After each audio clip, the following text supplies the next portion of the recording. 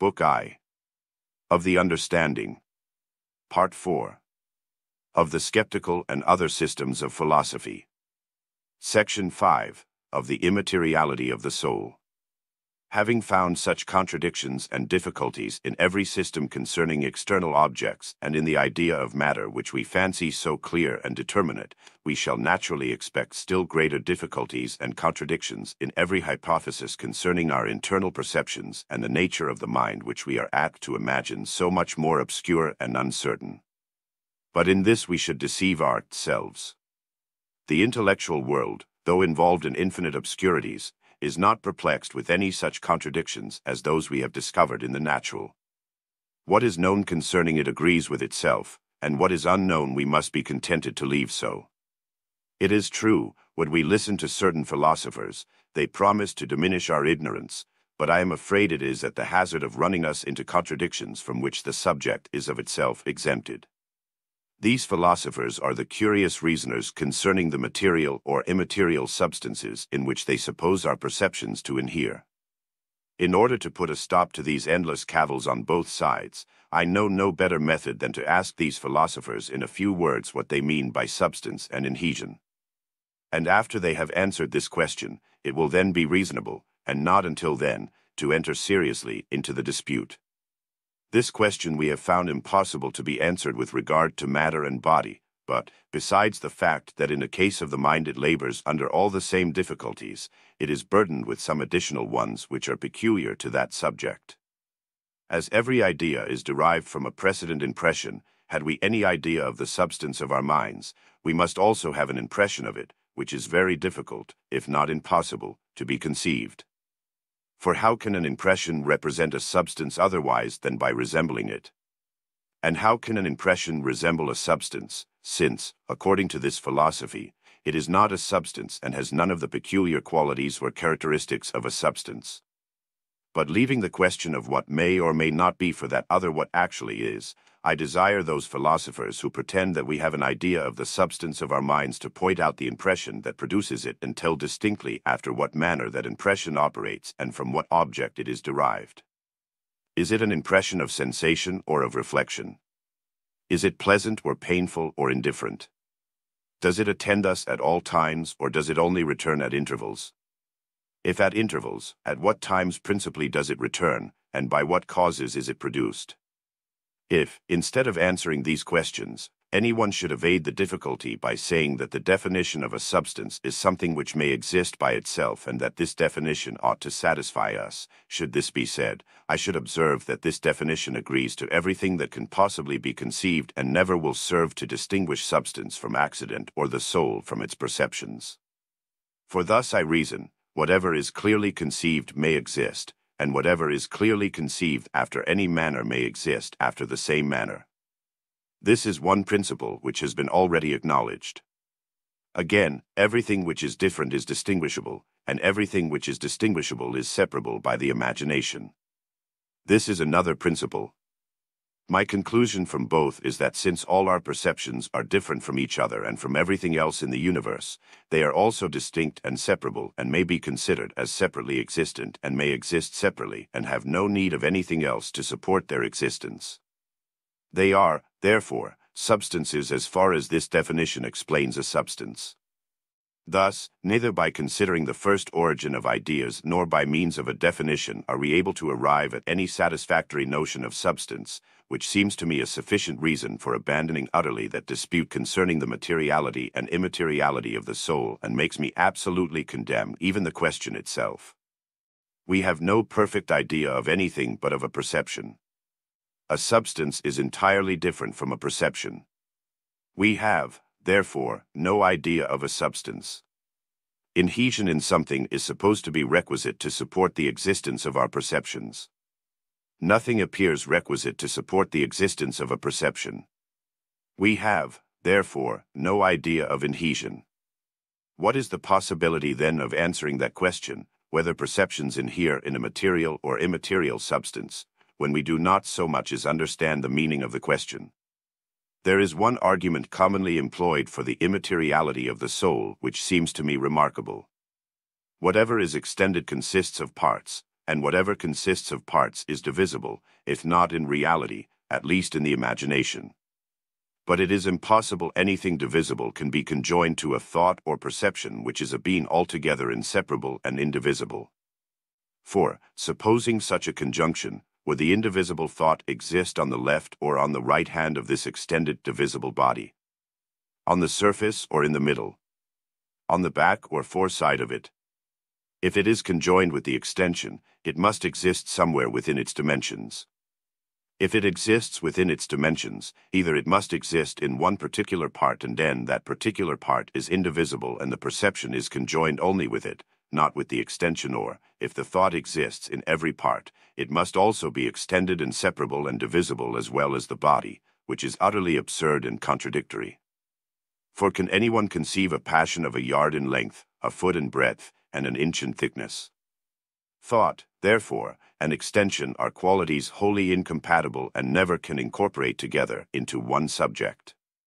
This argument does not affect the question concerning the substance of the soul, but only that concerning its local conjunction with matter, and, therefore, it may not be improper to consider in general what objects are or are not susceptible of a local conjunction.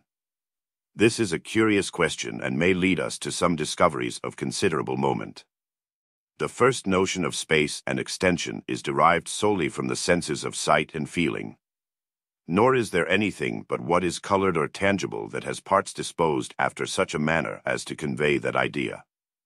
When we diminish or increase a relish, it is not after the same manner that we diminish or increase any visible object, and when several sounds strike our hearing at once, custom and reflection alone make us form an idea of the degrees of the distance and contiguity of those bodies from which they are derived. Whatever marks the place of its existence either must be extended or must be a mathematical point without parts or composition. What is extended must have a particular figure, as square, round, triangular, none of which will agree to a desire or indeed to any impression or idea, except of these two senses above mentioned. Neither ought a desire, though indivisible, be considered as a mathematical point. For in that case it would be possible by the addition of others to make 2, 3, for desires, and these disposed and situated in such a manner as to have a determinate length, breadth, and thickness, which is evidently absurd. It will not be surprising after this, if I propose a maxim which is condemned by several metaphysicians and is esteemed contrary to the most certain principles of human reason. This maxim is that an object may exist and yet be nowhere, and I assert not only that this is possible, but that the greatest part of beings do and must exist after this manner. An object may be said to be nowhere when its parts are not so situated with respect to each other as to form any figure or quantity, nor the whole with respect to other bodies so as to answer to our notions of contiguity or distance. Now this is evidently the case with all our perceptions and objects except those of the sight and feeling. A moral reflection cannot be placed on the right or on the left hand of a passion, nor can a smell or sound be of either a circular or a square figure. These objects and perceptions, so far from requiring any particular place, are absolutely incompatible with it, and even the imagination cannot attribute it to them. And as to the absurdity of supposing them to be nowhere, we may consider that if the passions and sentiments appear to the perception to have any particular place, the idea of extension might be derived from them as well as from the sight and touch, contrary to what we have already established. If they appear not to have any particular place, they may possibly exist in the same manner, since whatever we conceive is possible. It will not now be necessary to prove that those perceptions which are simple and exist nowhere are incapable of any conjunction in place with matter or body, which is extended and divisible, since it is impossible to found a relation but on some common quality. It may be better worth our while to remark not only that this question of the local conjunction of objects occurs in metaphysical disputes concerning the nature of the soul, but that even in common life we have every moment occasion to examine it. Thus, supposing we consider a fig at one end of the table and an olive at the other, it is evident that in forming the complex ideas of these substances one of the most obvious is that of their different relishes, and it is as evident that we incorporate and conjoin these qualities with such as are colored and tangible. The bitter taste of the one and sweet taste of the other are supposed to lie in the very visible body and to be separated from each other by the whole length of the table. This is so notable and so natural an illusion that it may be proper to consider the principles from which it is derived. Though an extended object is incapable of a conjunction in place with another that exists without any place or extension, yet they are still susceptible of many other relations. Thus, the taste and smell of any fruit are inseparable from its other qualities of color and tangibility, and whichever of them is the cause or effect, it is certain they are always coexistent. Nor are they only coexistent in general, but also contemporary in their appearance in the mind, and it is upon the application of the extended body to our senses that we perceive its particular taste and smell. These relations, then, of causation and contiguity in the time of their appearance between the extended object and the quality which exists without any particular place must have such an effect on the mind that upon the appearance of one it will immediately turn its thought to the conception of the other. Nor is this all. We not only turn our thought from one to the other upon account of their relation, but likewise endeavor to give them a new relation, namely that of a conjunction in place, so that we may render the transition more easy and natural. For it is a quality which I shall often have occasion to remark in human nature, and shall explain more fully in its proper place, that when objects are united by any relation, we have a strong propensity to add some new relation to them in order to complete the union. In our arrangement of bodies we never fail to place such as are resembling in contiguity to each other, or at least in correspondent points of view. Why? Because we feel a satisfaction in joining the relation of contiguity to that of resemblance, or the resemblance of situation to that of qualities. The effects of this propensity have been already observed in that resemblance which we so readily suppose between particular impressions and their external causes. But we shall not find a more evident effect of it than in the present instance, where, from the relations of causation and contiguity in time between two objects, we feign likewise that of a conjunction in place in order to strengthen the connection. But whatever confused notions we may form of a union in place between an extended body, as a fig, and its particular taste, it is certain that upon reflection we must observe in this union something altogether unintelligible and contradictory. For, should we ask ourselves one obvious question, namely, if the taste which we conceive to be contained in the circumference of the body is in every part of it or in one only, we must quickly find ourselves at a loss and perceive the impossibility of ever giving a satisfactory answer. We cannot reply that it is only in one part, for experience convinces us that every part has the same relish. We can as little reply that it exists in every part, for then we must suppose it figured and extended, which is absurd and incomprehensible. Here, then, we are influenced by two principles directly contrary to each other, namely that inclination of our fancy by which we are determined to incorporate the taste with the extended object, and our reason, which shows us the impossibility of such a union. Being divided between these opposite principles, we renounce neither one nor the other, but involve the subject in such confusion and obscurity that we no longer perceive the opposition. We suppose that the taste exists within the circumference of the body, but in such a manner that it fills the whole without extension and exists entire in every part without separation. In short, we use in our most familiar way of thinking that scholastic principle which, when crudely proposed, appears so shocking, of totum in toto, e totum in qualibet part, which is much the same as if we should say that a thing is in a certain place and yet is not there. All this absurdity proceeds from our endeavoring to bestow a place on what is utterly incapable of it, and that endeavor again arises from our inclination to complete a union which is founded on causation and a contiguity of time by attributing to the objects a conjunction in place. But if ever reason is of sufficient force to overcome prejudice, it is certain that in the present case it must prevail.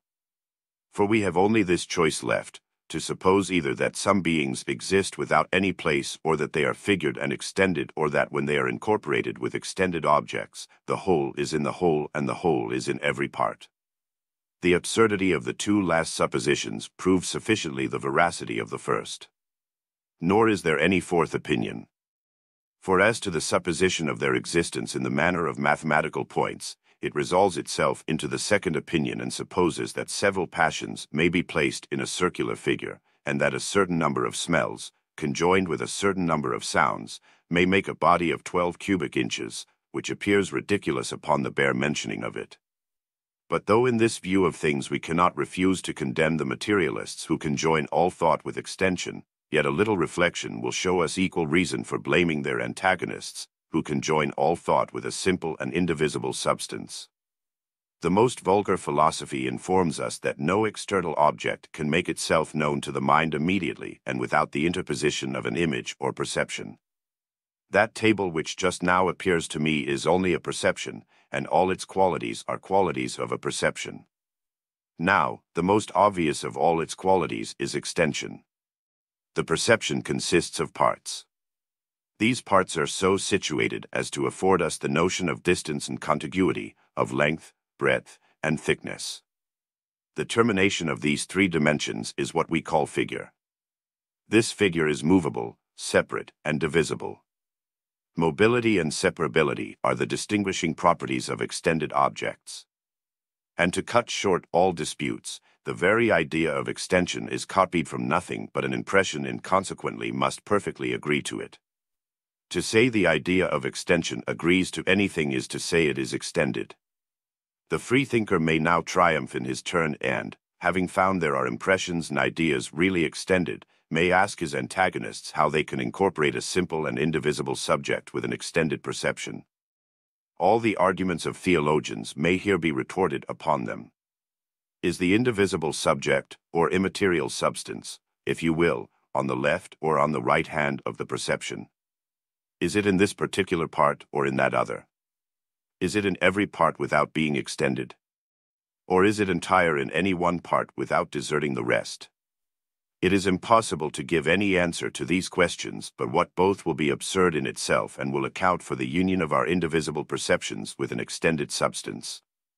This gives me an occasion to take anew into consideration the question concerning the substance of the soul, and though I have condemned that question as utterly unintelligible, yet I cannot forbear proposing some further reflections concerning it. I assert that the doctrine of the immateriality, simplicity, and indivisibility of a thinking substance is a true atheism and will serve to justify all those sentiments for which Spinoza is so universally infamous. From this topic I hope at least to reap one advantage, that my adversaries will not have any pretext to render the present doctrine odious by their declamations when they see that they can be so easily retorted on them. The fundamental principle of the atheism of Spinoza is the doctrine of the simplicity of the universe and the unity of that substance in which he supposes both thought and matter to inhere. There is only one substance, he says, in the world, and that substance is perfectly simple and indivisible and exists everywhere without any local presence.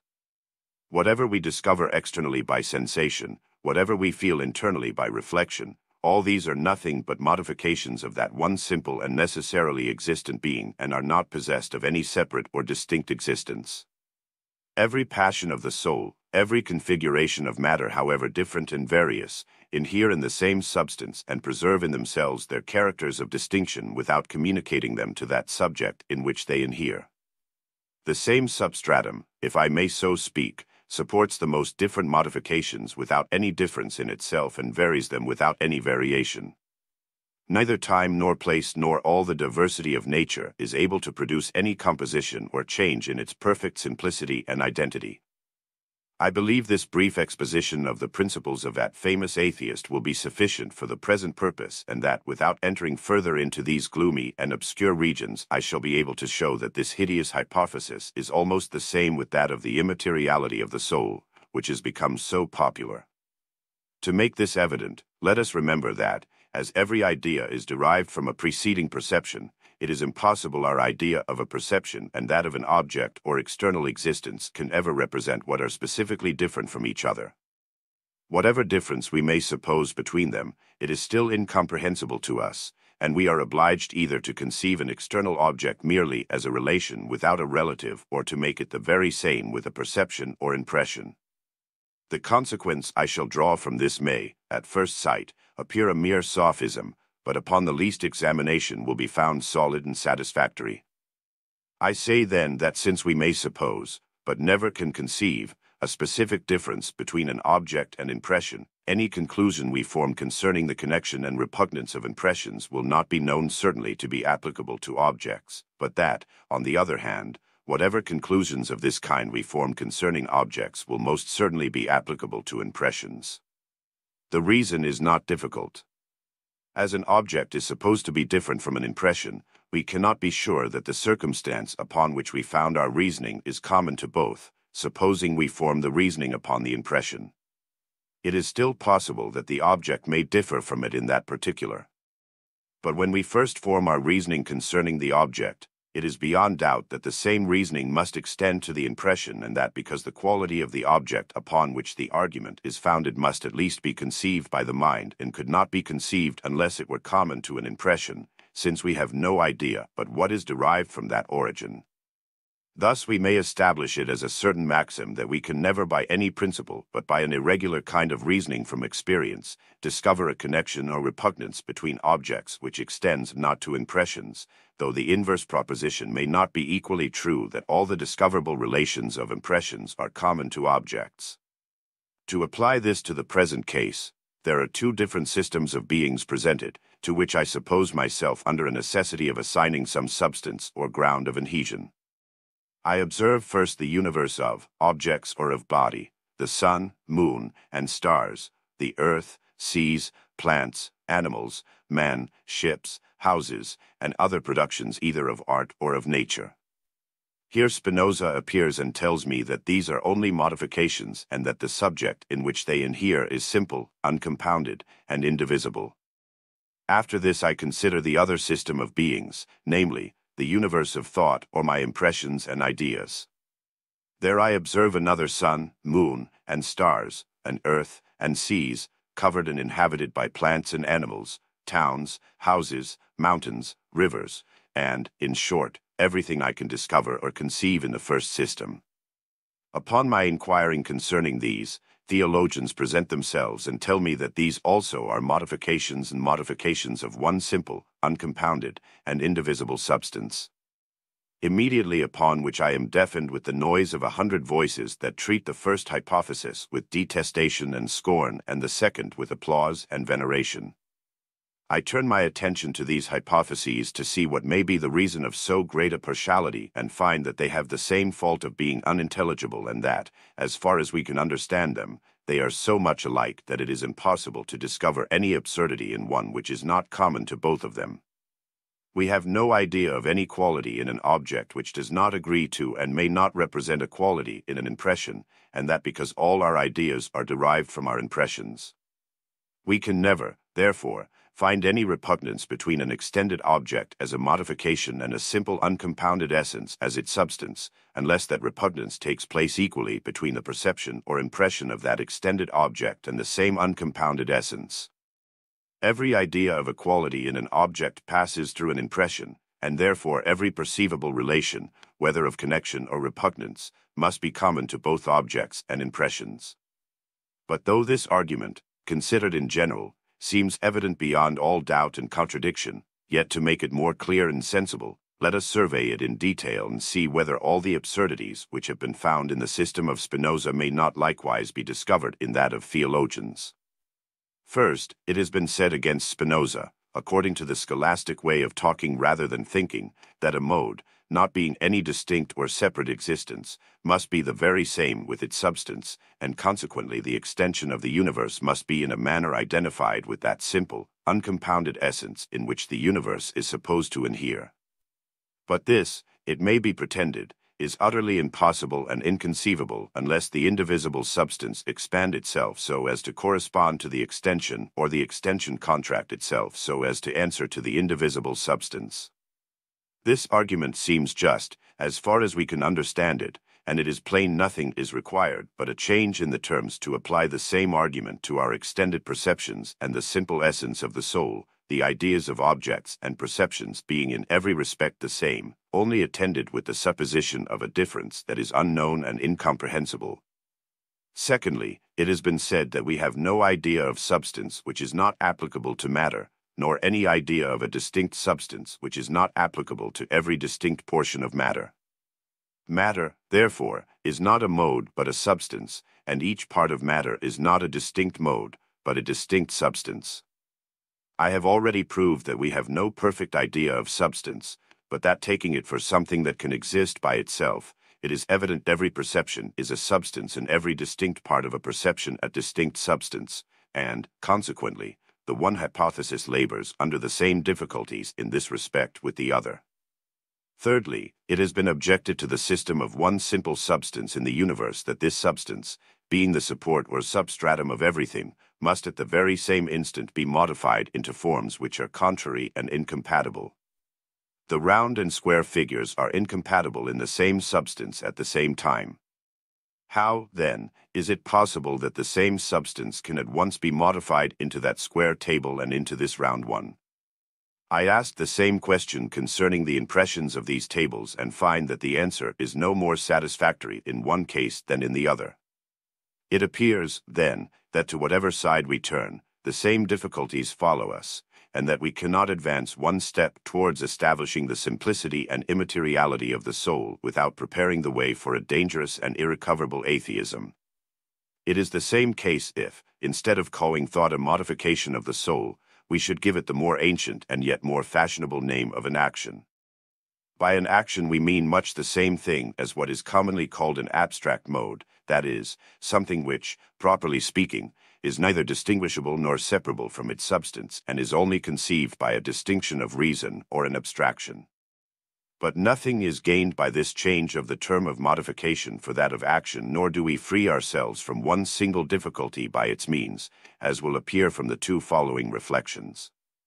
First, I observe that the word action, according to this explication of it, can never justly be applied to any perception, as derived from a mind or thinking substance. Our perceptions are all really different and separable and distinguishable from each other, and from everything else which we can imagine, and therefore it is impossible to conceive how they can be the action or abstract mode of any substance. The instance of motion, which is commonly made use of to show after what manner perception depends as an action upon its substance, rather confounds than instructs us. Motion, to all appearance, induces no real or essential change on the body, but only varies its relation to other objects. But between a person in the morning walking in a garden with company agreeable to him and a person in the afternoon enclosed in a dungeon and full of terror, despair, and resentment, there seems to be a radical difference and of quite another kind than what is produced on a body by the change of its situation.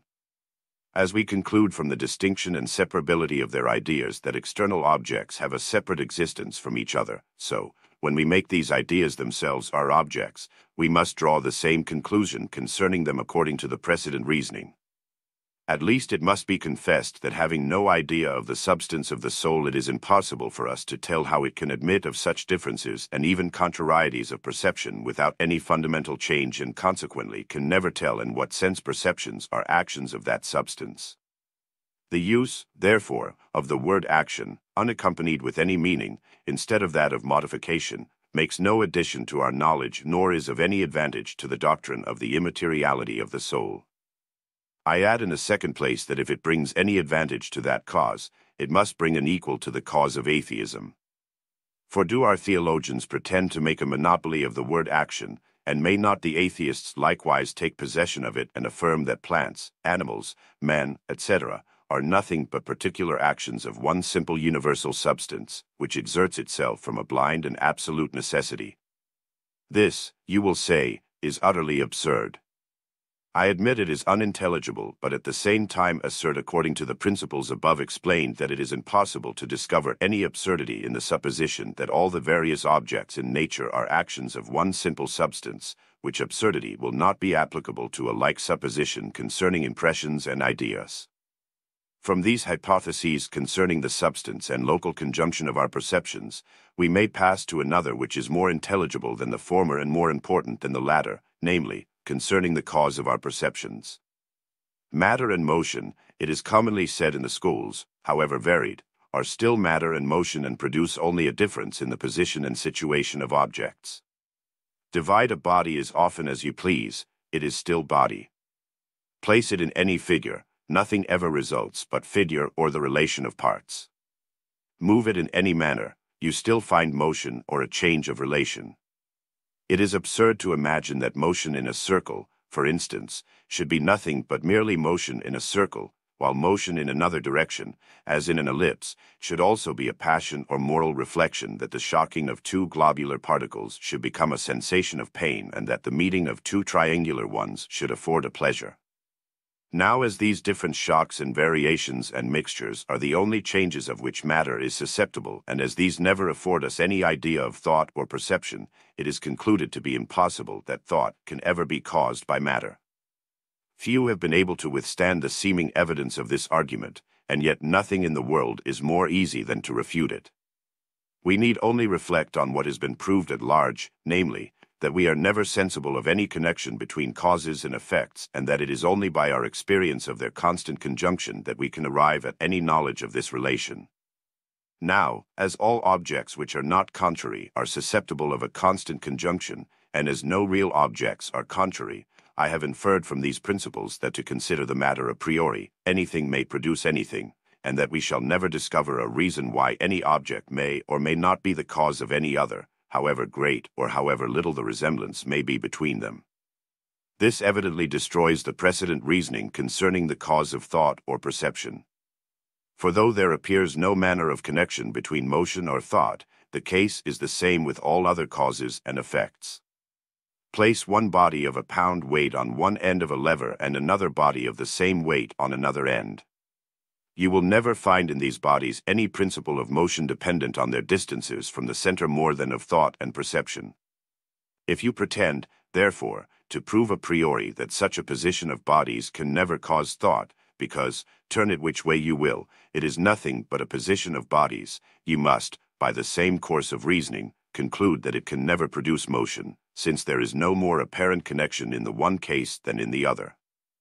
But as this latter conclusion is contrary to evident experience, and as it is possible we may have a like experience in the operations of the mind and may perceive a constant conjunction of thought and motion, you reason too hastily when, from the mere consideration of the ideas, you conclude that it is impossible that motion can ever produce thought, or that a different position of parts can give rise to a different passion or reflection.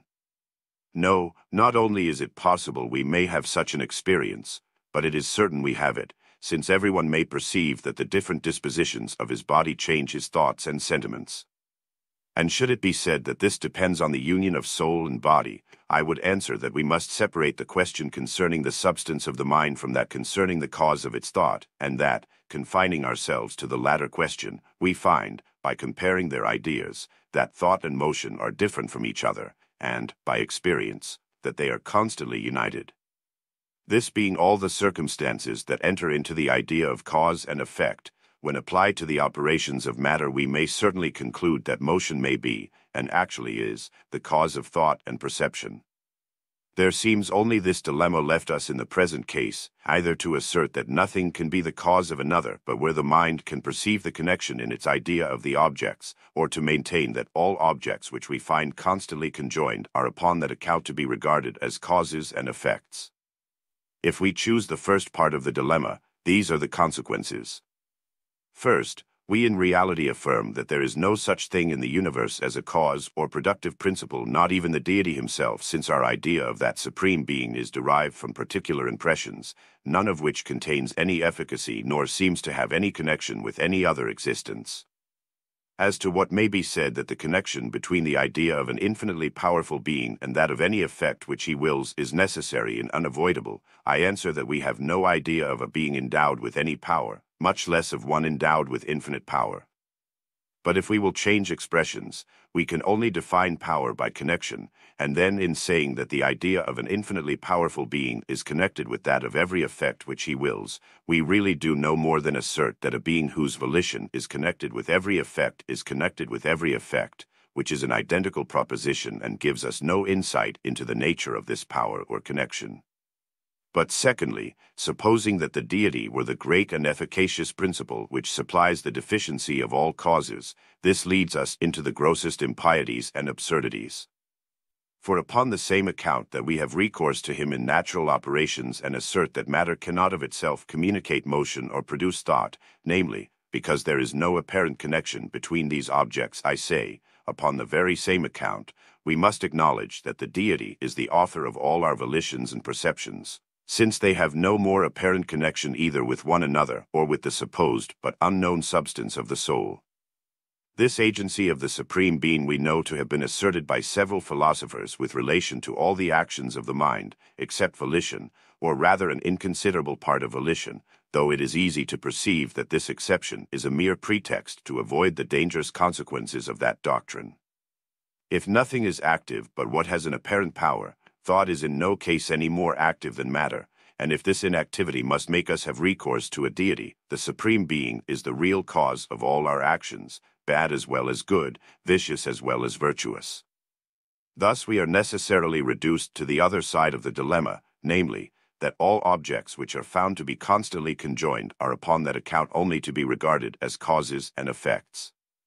Now, as all objects which are not contrary are susceptible of a constant conjunction, and as no real objects are contrary, it follows that, for all we can determine by the mere ideas, anything may be the cause or effect of anything, which evidently gives the advantage to the materialists above their antagonists.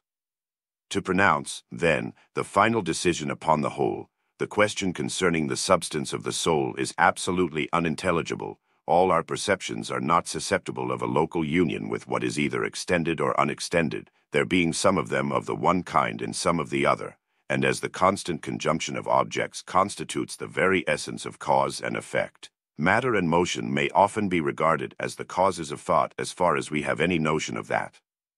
Relation. It is certainly a kind of indignity to philosophy, whose sovereign authority ought everywhere to be acknowledged, to oblige her on every occasion to make apologies for her conclusions and justify herself to every particular art and science which may be offended at her. This puts one in mind of a king arraigned for high treason against his subjects.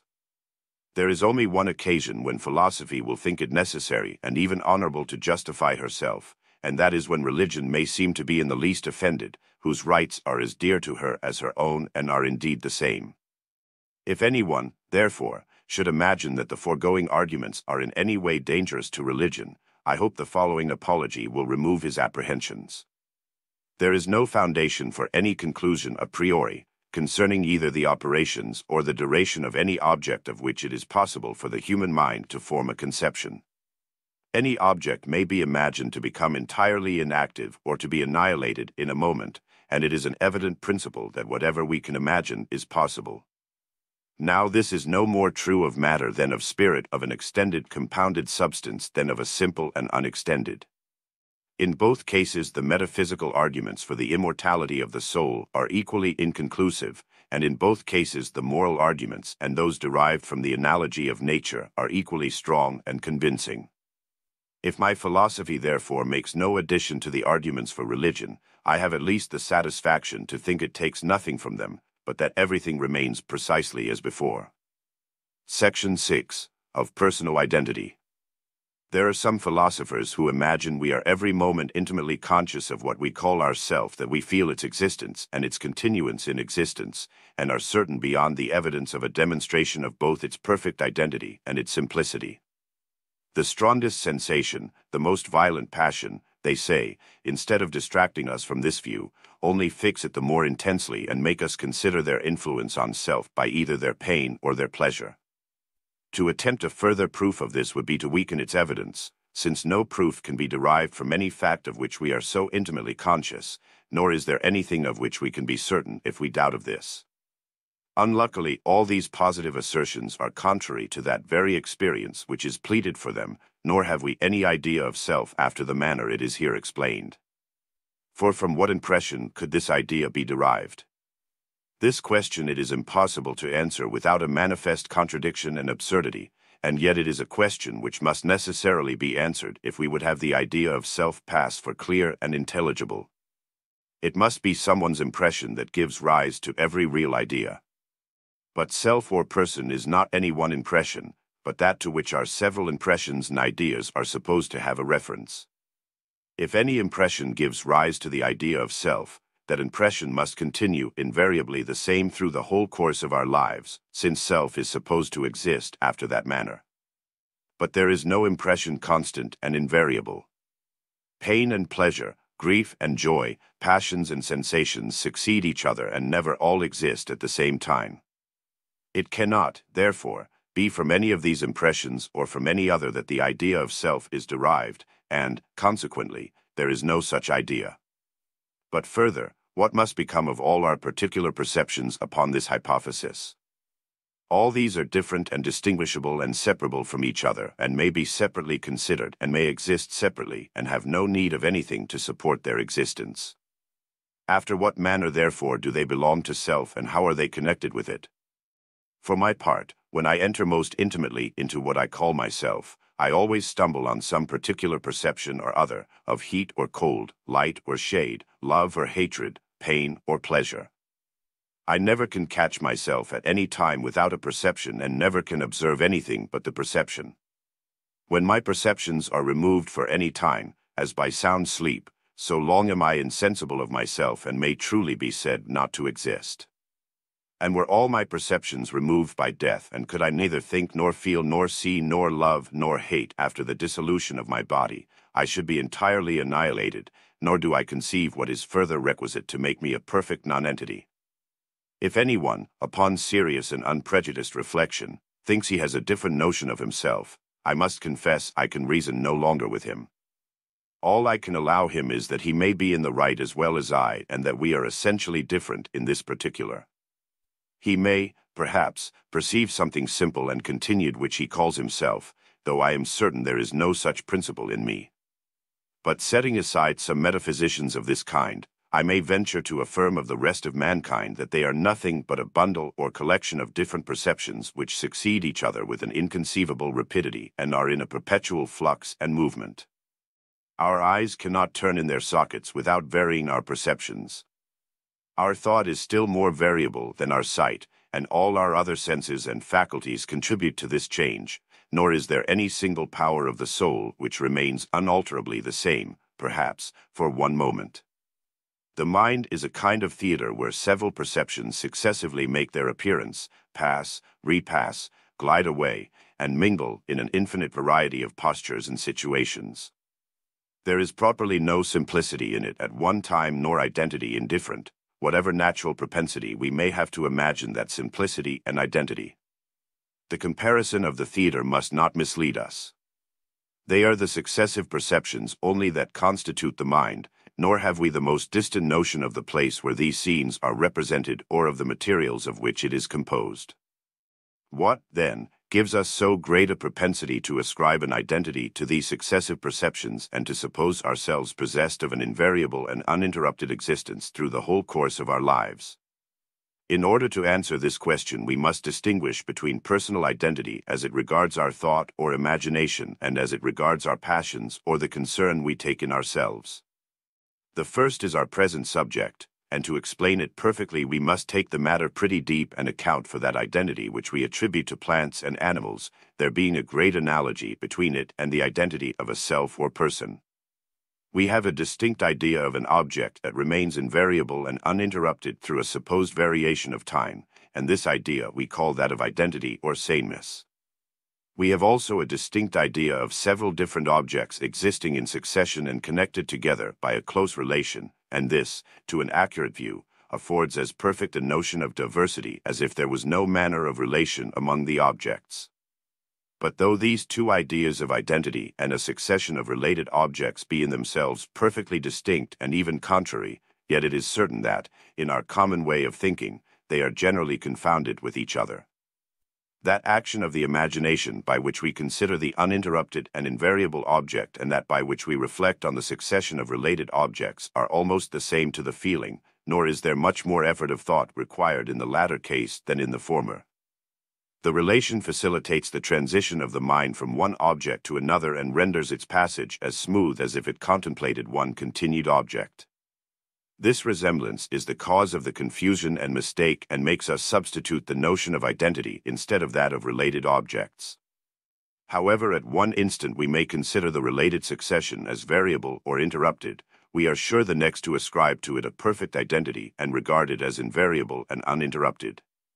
Our propensity to this mistake is so great from the resemblance above mentioned that we fall into it before we are aware, and though we incessantly correct ourselves by reflection and return to a more accurate method of thinking, yet we cannot long sustain our philosophy or take off this bias from the imagination. Our last resource is to yield to it and boldly assert that these different related objects are in effect the same, however interrupted and variable. In order to justify to ourselves this absurdity, we often feign some new and unintelligible principle that connects the objects together and prevents their interruption or variation. Thus we feign the continued existence of the perceptions of our senses to remove the interruption and run into the notion of a soul and self and substance to disguise the variation. But we may further observe that where we do not give rise to such a fiction, our propensity to confound identity with relation is so great that we are apt to imagine something unknown and mysterious connecting the parts, besides their relation, and this I take to be the case with regard to the identity we ascribe to plants and vegetables. And even when this does not take place, we still feel a propensity to confound these ideas, though we are not able fully to satisfy ourselves in that particular nor find anything invariable and uninterrupted to justify our notion of identity. Thus the controversy concerning identity is not merely a dispute of words. For when we attribute identity, in an improper sense, to variable or interrupted objects, our mistake is not confined to the expression, but is commonly attended with a fiction either of something invariable and uninterrupted or of something mysterious and inexplicable, or at least with a propensity to such fictions. What will suffice to prove this hypothesis to the satisfaction of every fair inquirer is to show from daily experience and observation that the objects, which are variable or interrupted and yet are supposed to continue the same, are such only as consist of a succession of parts connected together by resemblance, contiguity, or causation. For as such a succession answers evidently to our notion of diversity, it can only be by mistake we ascribe to it an identity, and as the relation of parts, which leads us into this mistake, is really nothing but a quality which produces an association of ideas and an easy transition of the imagination from one to another, it can only be from the resemblance which this act of the mind bears to that by which we contemplate one continued object that the error arises. Our chief business, then, must be to prove that all objects to which we ascribe identity without observing their invariableness and uninterruptedness are such as consist of a succession of related objects. In order to see this, suppose any mass of matter of which the parts are contiguous and connected to be placed before us. It is plain we must attribute a perfect identity to this mass, provided all the parts continue uninterruptedly and invariably the same, whatever motion or change of place we may observe either in the whole or in any of the parts. But supposing some very small or inconsiderable part to be added to the mass or subtracted from it, though this absolutely destroys the identity of the whole, strictly speaking, yet as we seldom think so accurately, we scruple not to pronounce a mass of matter the same where we find so trivial an alteration. The passage of the thought from the object before the change to the object after it is so smooth and easy that we scarcely perceive the transition and are apt to imagine that it is nothing but a continued survey of the same object. There is a very remarkable circumstance that attends this experiment, which is that though the change of an considerable part in a mass of matter destroys the identity of the whole, yet we must measure the greatness of the part, not absolutely, but by its proportion to the whole. The addition or diminution of a mountain would not be sufficient to produce a diversity in a planet, though the change of a very few inches would be able to destroy the identity of some bodies. It will be impossible to account for this but by reflecting that objects operate upon the mind and break or interrupt the continuity of its actions not according to their real greatness but according to their proportion to each other, and therefore, since this interruption makes an object cease to appear the same, it must be the uninterrupted progress of the thought which constitutes the imperfect identity. This may be confirmed by another phenomenon. A change in any considerable part of a body destroys its identity, but it is remarkable that where the change is produced gradually and insensibly we are less apt to ascribe to it the same effect. The reason can plainly be no other than that the mind, in following the successive changes of the body, feels an easy passage from surveying its condition in one moment to viewing of it in another, and at no particular time perceives any interruption in its actions from which continued perception it ascribes a continued existence and identity to the object. But whatever precaution we may use in introducing the changes gradually and making them proportional to the whole, it is certain that where the changes are at last observed to become considerable, we make a scruple of ascribing identity to such different objects. There is, however, another artifice by which we may induce the imagination to advance a step further, and that is by producing a reference of the parts to each other and a combination to some common end or purpose. A ship of which a considerable part has been changed by frequent repairs is still considered as the same, nor does the difference of the materials hinder us from ascribing an identity to it. The common end, in which the parts conspire, is the same under all their variations and affords an easy transition of the imagination from one situation of the body to another. But this is still more remarkable when we add a sympathy of parts to their common end and suppose that they bear to each other the reciprocal relation of cause and effect in all their actions and operations. This is the case with all animals and vegetables, where the several parts have not only a reference to some general purpose but also a mutual dependence on and connection with each other. The effect of so strong a relation is that though everyone must allow that in a very few years both vegetables and animals endure a total change, yet we still attribute identity to them, while their form, size, and substance are entirely altered. An oak that grows from a small plant to a large tree is still the same oak, though there is not one particle of matter or figure of its parts the same. An infant becomes a man and is sometimes fat, sometimes lean without any change in his identity. We may also consider the two following phenomena, which are remarkable in their kind. The first is that though we are commonly able to distinguish pretty exactly between numerical and specific identity, yet it sometimes happens that we confound them and in our thinking and reasoning employ the one for the other. Thus, a man who hears a noise that is frequently interrupted and renewed says it is still the same noise, though it is evident the sounds have only a specific identity or resemblance and there is nothing numerically the same but the cause which produced them. In like manner it may be said without breach of the propriety of language that such a church, which was formerly of brick, fell to ruin and that the parish rebuilt the same church of freestone and according to modern architecture. Here neither the form nor the materials are the same, nor is there anything common to the two objects but their relation to the inhabitants of the parish. Yet this alone is sufficient to make us denominate them the same.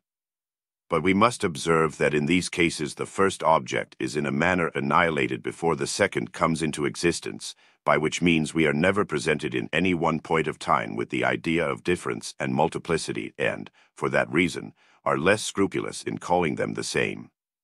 Secondly, we may remark that though in a succession of related objects it is in a manner requisite that the change of parts is not sudden nor entire in order to preserve the identity, yet where the objects are in their nature changeable and inconstant, we admit of a more sudden transition than would otherwise be consistent with that relation.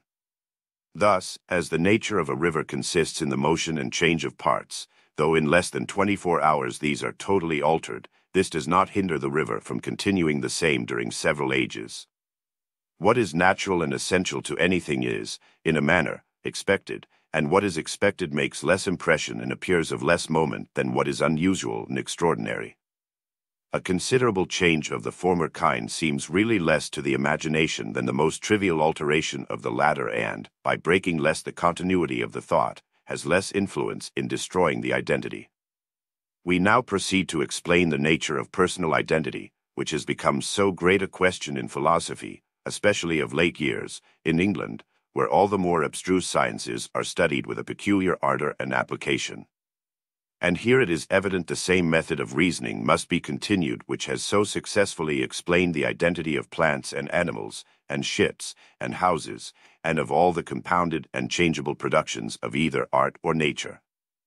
The identity which we ascribe to the mind of man is only a fictitious one and of a like kind with that which we ascribe to vegetables and animal bodies. It cannot, therefore, have a different origin but must proceed from a like operation of the imagination upon like objects. But lest this argument should not convince the reader, though in my opinion it is perfectly decisive, let him weigh the following reasoning, which is still closer and more immediate. It is evident that the identity which we attribute to the human mind, however perfect we may imagine it to be, is not able to run the several different perceptions into one and make them lose their characters of distinction and difference which are essential to them. It is still true that every distinct perception which enters into the composition of the mind is a distinct existence and is different and distinguishable and separable from every other perception, either contemporary or successive. But as, notwithstanding this distinction and separability, we suppose the whole train of perceptions to be united by identity, A question naturally arises concerning this relation of identity, whether it is something that really binds our several perceptions together or only associates their ideas in the imagination, that is, in other words, whether, in pronouncing concerning the identity of a person, we observe some real bond among his perceptions or only feel one among the ideas we form of them. This question we might easily decide if we would recollect what has been already proved at large, namely, that the understanding never observes any real connection among objects, and that even the union of cause and effect, when strictly examined, resolves itself into a customary association of ideas. For from this it evidently follows that identity is nothing really belonging to these different perceptions and uniting them together, but rather is merely a quality which we attribute to them because of the union of their ideas in the imagination when we reflect upon them. Now, the only qualities which can give ideas their union in the imagination are these three relations above mentioned. These are the uniting principles in the ideal world, and without them every distinct object is separable by the mind, and may be separately considered, and appears not to have any more connection with any other object than if disjoined by the greatest difference and remoteness. It is, therefore, on some of these three relations of resemblance, contiguity, and causation that identity depends, and as the very essence of these relations consists in their producing an easy transition of ideas, it follows that our notions of personal identity proceed entirely from the smooth and uninterrupted progress of the thought along a train of connected ideas, according to the principles above explained. The only question, therefore, which remains is by what relations this uninterrupted progress of our thought is produced when we consider the successive existence of a mind or thinking person. And here it is evident we must confine ourselves to resemblance and causation and must drop contiguity, which has little or no influence in the present case. To begin with resemblance, suppose we could see clearly into the breast of another and observe that succession of perceptions which constitutes his mind or thinking principle, and suppose that he always preserves the memory of a considerable part of past perceptions, it is evident that nothing could more contribute to bestowing a relation on this succession amid all its variations. For what is the memory but a faculty by which we raise up the images of past perceptions? And as an image necessarily resembles its object, must not the frequent placing of these resembling perceptions in the chain of thought convey the imagination more easily from one link to another and make the whole seem like the continuance of one object? In this particular, then, the memory not only discovers the identity but also contributes to its production by producing the relation of resemblance among the perceptions. The case is the same whether we consider ourselves or others. As to causation, we may observe that the true idea of the human mind is to consider it as a system of different perceptions or different existences which are linked together by the relation of cause and effect, and mutually produce, destroy, influence, and modify each other. Our impressions give rise to their correspondent ideas, and these ideas in their turn produce other impressions. One thought chases another and draws after it a third by which it is expelled in its turn. In this respect, I cannot compare the soul more properly to anything than to a republic or commonwealth in which the several members are united by the reciprocal ties of government and subordination and give rise to other persons who propagate the same republic in the incessant changes of its parts. And as the same individual republic may change not only its members but also its laws and constitutions, in like manner the same person may vary his character and disposition as well as his impressions and ideas without losing his identity. Whatever changes he endures, his several parts are still connected by the relation of causation. And in this view our identity with regard to the passions serves to corroborate that with regard to the imagination by making our distant perceptions influence each other and by giving us a present concern for our past or future pains or pleasures. As memory alone acquaints us with the continuance and extent of this succession of perceptions, it is to be considered upon that account chiefly as the source of personal identity. Had we no memory, we never should have any notion of causation nor consequently of that chain of causes and effects which constitute our self or person.